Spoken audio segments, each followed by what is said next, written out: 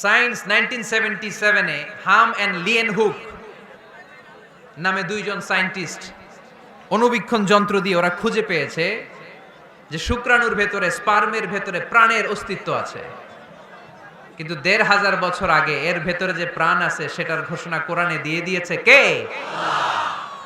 Ovum and sperm দুইটা মিলে হয় জাইগোট।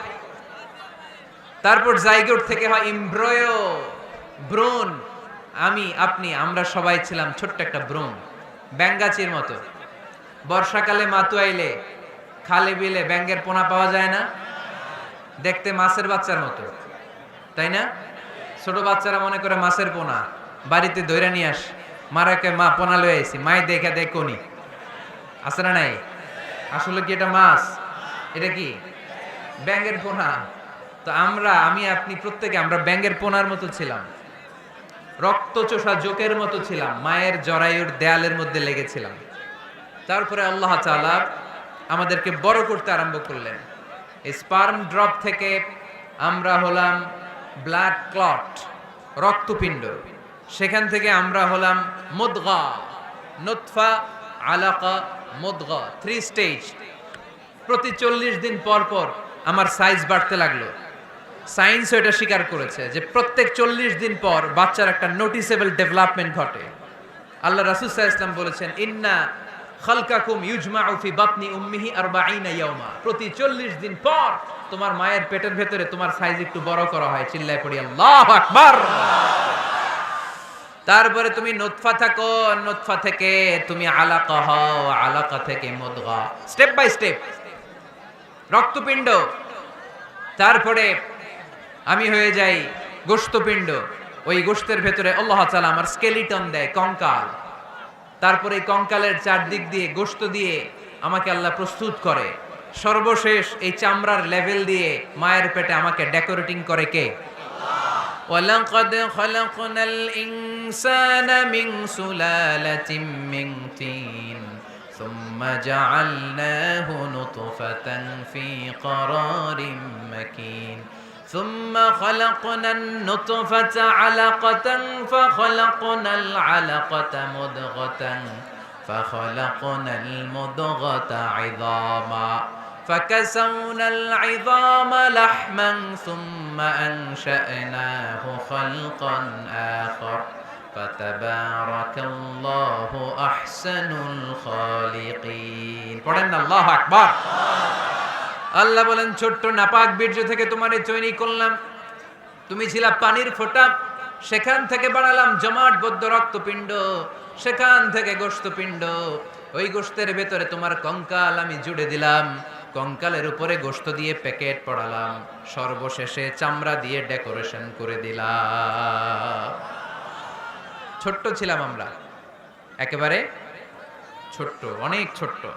আস্তে আস্তে আমার হাত গজালো, আমার পা গজালো, আমার হেয়ারিং সিস্টেম চালু হলো, আমার রেসপিরেটরি সিস্টেম চালু হলো, আমার ডাইজেস্টিভ সিস্টেম চালু হলো, আমার স্টোমাক হলো, আমার ব্লাড সার্কুলেশন শুরু হলো, আমার হার্টের 2টা পার্টিশন হলো। আল্লাহ রুহের ফুৎকার দিলেন, আমি মানুষ হয়ে দুনিয়ায় আসলাম। কোন সুবহানাল্লাহ। 2টা পার্টিশন করে দিলেন। আর এই পাম্প মেশিন আমার মায়ের পেটের ভেতরেই চালু করে দিলেন কে? এক মুহূর্তের জন্য যদি এই পাম্প মেশিনটা বন্ধ হয়ে যায়, মুহূর্তে আমারে ঠুস বানায় দিবে কে? আরে মানুষ রঙিন ফানুস, দম ফুরাইলে তবু তো ভাই কারোরই নাই একটুখানি। আরে মানুষ রঙিন ফানুস, রঙিন ফানুস, আরে মানুষ। আল্লাহু আকবার। 2টা জিনিস আল্লাহ দেয়, রুহু দেয় আর ফেরেশতা দেয়। কি দেয়? রুহু দেয় আর ফেরেশতা দেয়। মানুষ যখন মরে যায় 2টাই চলে যায়, রুহুটাও চলে যায়, ফেরেশতাও চলে যায়, ঠিক কিনা? আমাদের কাঁধে ফেরেশতা আছে না নাই? 2 কান্দে ছিল যে তোমারে 2 জনা পাহারা, তোমারে একলা থুইয়া পালাইছে তাহারা। তোমার 8 কুঠুরি 9 দরজা বন্ধ এবার হলো রে, হলো মুখে আল্লাহ রসুল সবে বলো, ও মুখে আল্লাহ রসুল সবে বলো। দুয়ারে আইসাছে পালকি নায়রে গাও তো হলো রে, তোলো মুখে আল্লাহ রসুল সবে বলো। ঠিক কি না? রুহুর ফুৎকার যখন মায়ের পেটে দিলেন, হার্টবিট চালু হয়ে গেল অলিন্দ নিলয়। বাংলায় কি বলে? ইংরেজিতে সিস্টলিক অ্যান্ড ডায়াস্টলিক। ধপ ধপ ধপ করে আমার এই হার্টের পার্টিশন থেকে ধপ ধপ করে আমি যে পৃথিবীতে এসেছি এটা জানান দিল কে? এই প্রক্রিয়ায় আল্লাহ আমারে বানালেন। এই যে এতগুলো মাস মায়ের পেটের ভেতরে ছিলাম, পৃথিবীর কেউ আমারে খাবার দিতে পারছে? চিকিৎসা করতে পারছে? যে কবিরাজ আমারে খাবার দিলেন, অক্সিজেন দিলেন, ওই কবিরাজের নাম কি? আল্লাহ। 7 মাস আল্লাহ বললেন ফি যুলুমাতিন সালাস, 3টা প্যাকেটের ভিতরে তুমি ছিলা। কোরআন বলে কয়টা প্যাকেট? জোরে বলেন, সবাই বলেন কয়টা? কোরআনের ভাষ্য মতে 3টা প্যাকেট। মডার্ন সায়েন্সও তাই বলেছে, 3টা প্যাকেট। প্রথম প্যাকেটের নাম প্লাসেন্টা, ইংরেজিতে বলে প্লাসেন্টা। এটা হচ্ছে ফুল। বাচ্চা বের হওয়ার কিছুক্ষণ পরে মায়ের জরায়ের ওখান থেকে একটা ফুল বেরিয়ে আসে, এইটার প্যাকেটে ছিলাম। প্যাকেট বানাইছিল কে? 2 নম্বর প্যাকেটের নাম ওম, মায়ের জরায়ু, জরায়ুর প্যাকেটের ভিতরে ছিলাম। 3 নম্বর হচ্ছে আমার মায়ের পেট, হার বেলি, এই পেটের প্যাকেট। 3টা প্যাকেটের ভিতরে ফি করারিম মাকিন, গোপনতম প্রকোষ্ঠে আমাকে মায়ের পেটের ভেতর থেকে পৃথিবীতে বের করে দিল কে? কত ক্ষুদ্র ছিলাম, সেখানে আমি বিজয়ী হয়েছি, ঠিক কিনা? এই যে লাম, তারা প্রমাণ করেছে যে অণুবীক্ষণ যন্ত্র দিয়ে তারা দেখেছে 1 ফোঁটা বীর্যের ভেতরে 20 কোটি শুক্রাণু যদি না থাকে, তাহলে ওই ফোঁটা শুক্রাণু থেকে মায়ের গর্ভে কোনো সন্তান জন্মলাভ করে না। কয় কোটি? আমি ওই 20 কোটি শুক্রাণুর একটা, আপনি ওই 20 কোটি শুক্রাণুর একটা, ঠিক কিনা? তার মানে মহা একটা যুদ্ধ হয়েছিল তখন ডিম্বাণুর ভেতরে আঘাত করার জন্য। সেই যুদ্ধে 19,99,99,999 শুক্রাণুকে পেছনে ফেলে ওই খেলায় চ্যাম্পিয়ন হয়েছিলাম আমি। চিল্লায় বলেন ঠিক কিনা? ওই দিন মায়ের পেটে যে আমার অস্তিত্বের জানান আমি দিয়েছিলাম, তখন আমার হাত ছিল নাকি? পা ছিল? দাদা ছিল? দাদি ছিল? টাকা ছিল? ব্যাংক ব্যালেন্স ছিল? কিছুই ছিল না। তখন আমি বিজয়ী হয়েছি। তখনও যখন আমি বিজয় লাভ করতে পেরেছি, এই দুনিয়ার বুকে এসেও আমাদের বিজয় কেউ ঠেকায় রাখতে পারবে না। চিল্লায় বলেন ঠিক কিনা? আমরা বিজয় করতে এসেছি, যাই করব আমরা ভালোভাবে করব, এটা ইসলামের শিক্ষা, ঠিক কিনা? কাজ ছোট হোক বড় হোক, ভালো করলে সওয়াব আছে না নাই?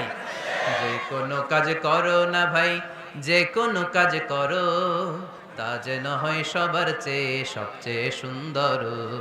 যে কোনো কাজ করো না ভাই, যে কোনো কাজ করো, তা যেন হয় সবার চেয়ে সবচেয়ে সুন্দর। হোক না সেটা পড়ালেখা, রঙের ভাষায় ছবি আঁকা, হোক না সেটা সামান্য কাজ কিংবা মহত্তর, তা যেন হয় সবার চেয়ে সবচেয়ে সুন্দর। আলহামদুলিল্লাহ পড়ে। কাজ ছোট হোক কিংবা বড় হোক, ওটা ভালো করে করতে বলছে কে? ভালো করে করলে ওই কাজে বরকত দিবে কে? কাজে কোনো লজ্জা আছে? শ্রমে কোনো লজ্জা আছে? চাকরি ব্যবসায় কোনো লজ্জা আছে? লজ্জা অলসতায়। লজ্জা কিসে? মাতোয়াইলের ছেলেরা মনে থাকবে, কাজে লজ্জা পাওয়া যাবে। Never under estimate any job, big or small. ছোট হোক বড় হোক, কোনো চাকরিকে নাক ছিটকানো যাবে না। কাজ করে বেঁচে থাকতে হবে, এটাই ইসলামের শিক্ষা, ঠিক কিনা? তাহলে এই এমব্রায়োলজির এই সংক্ষিপ্ত পরিসরের যে আলোচনা, এটাতে আমরা বুঝলাম সায়েন্স যা বলেছে তার সবটুকুন কোরআনের সাথে মিল আছে না নাই? কোনো অমিল আছে? যদি কোনো অমিল তারা খুঁজে পায়, দে হ্যাভ টু ওয়েট। সায়েন্সের কি করতে হবে? অপেক্ষা করতে হবে। কারণ শুরুতে যা বলেছে এটা মনে রাখতে হবে কিন্তু, কারণ সায়েন্সের মূল থিওরি, সায়েন্সের কোনো থিওরি ফাইনাল না। আর কোরআনের মূল থিওরি, কোরআন যাই বলেছে তার সবটাই ফাইনাল। চিল্লায় বলো ঠিক কিনা?